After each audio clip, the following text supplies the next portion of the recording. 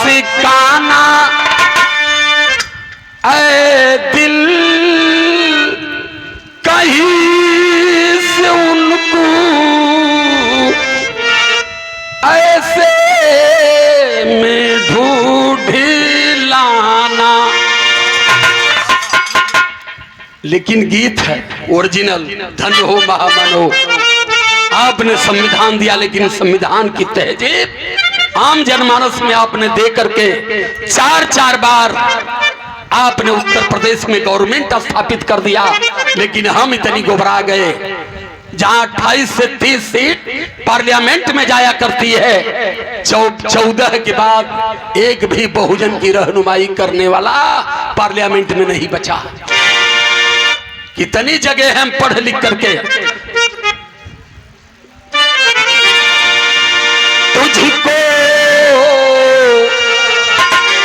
तुझको नमन है मेरा, तुझको नमन है मेरा, बहुजनी बनाने वाले, हमको जगाने वाले, तुझको बहुजनी बनाने वाले, तुझको नमन है मेरा, बहुजनी बनाने वाले,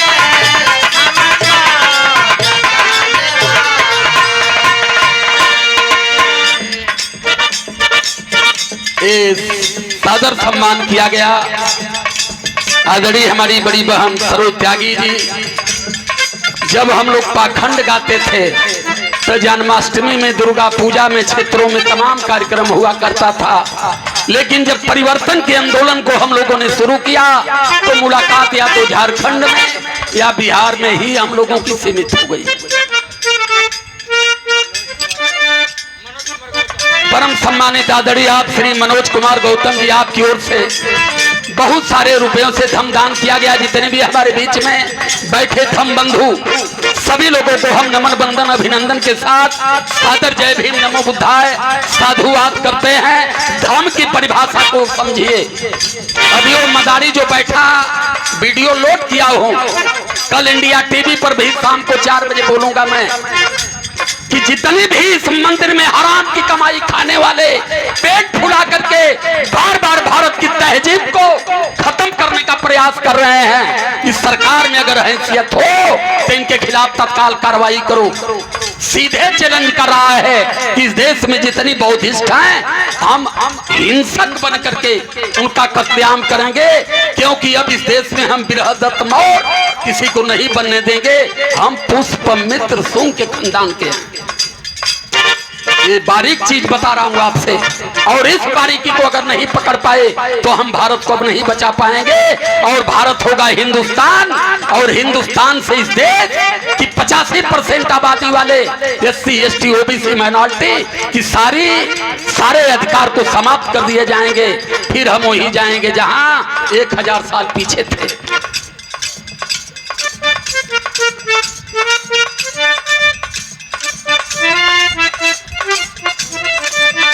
परम आदरणीय आप श्रद्धेय श्री हमारे श्रेष्ठ कलाकार, हम लोगों के कलाकार श्री गौरी शंकर आचार्य जी, आपकी ओर से सादर सम्मान किया गया।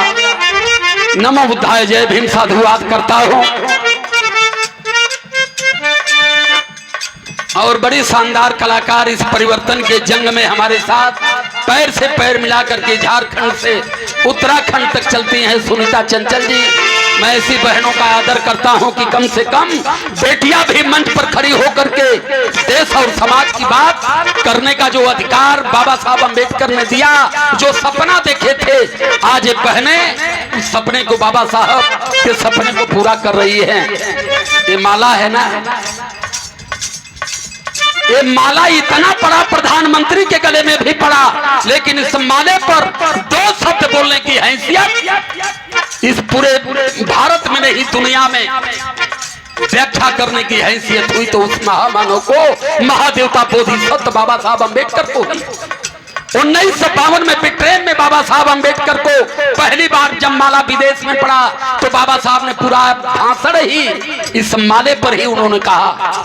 बाबा साहब ने प्रथम शब्द कहा था इस माले को गले से निकाला और कहा India is countries of the caste. इस माले में ही पूरे भारत की झांकी मेरी समाहित है, क्योंकि भारत हमारा जातियों का देश है, भारत विभिन्न संस्कृतियों का देश है, भारत विभिन्न भाषाओं का देश है, भारत विभिन्न जातियों का देश है। उसके बाद भी भारतीय कॉन्स्टिट्यूशन हर धर्म को, हर जात को, हर संस्कृति को, हर भाषा को बांध कर लेकर चलता है। जैसे ये तमाम फूलों से माला गुथा हुआ सुशोभित है, वैसे हमारे भारत देश की झांकी है।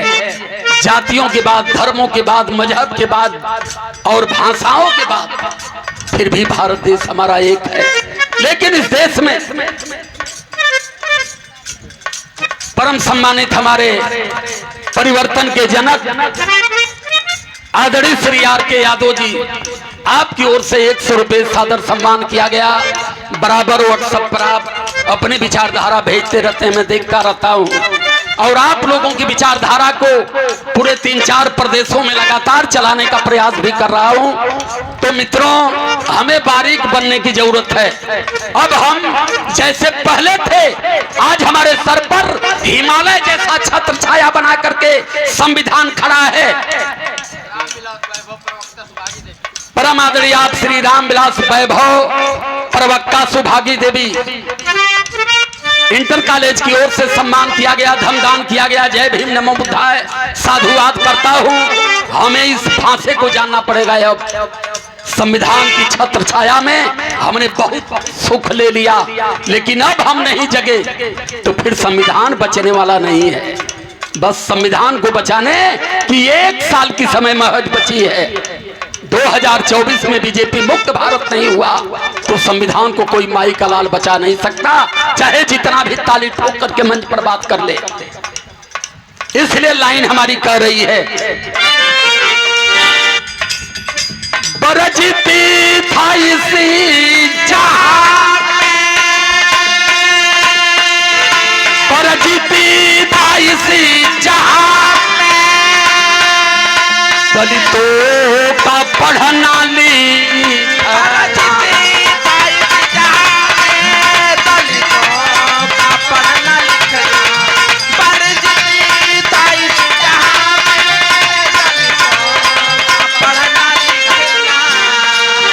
हमें शिक्षा से विरक्त किसने रखा, जिसे आज हम गुरु बना करके पूछते हैं, जिसे हम अपनी मुक्ति लेते हैं।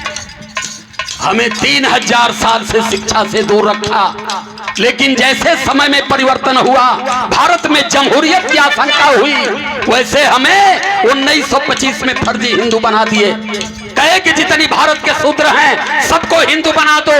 और आज क्या कर रहे हैं, इस बहुसंख्यक बहुजन समाज को ये कहते हैं कि यहाँ बहुसंख्यक हिंदू हैं।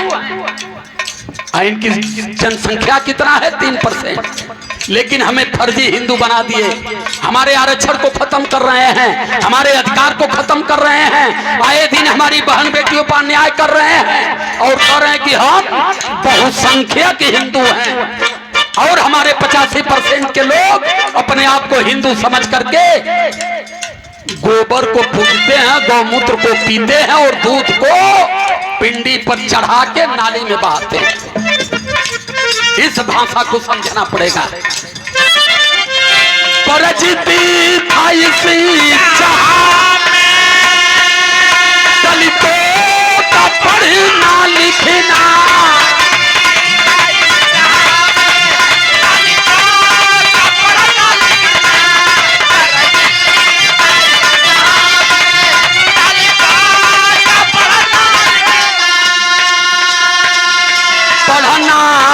सिखाया बाबा, पढ़ना सिखाया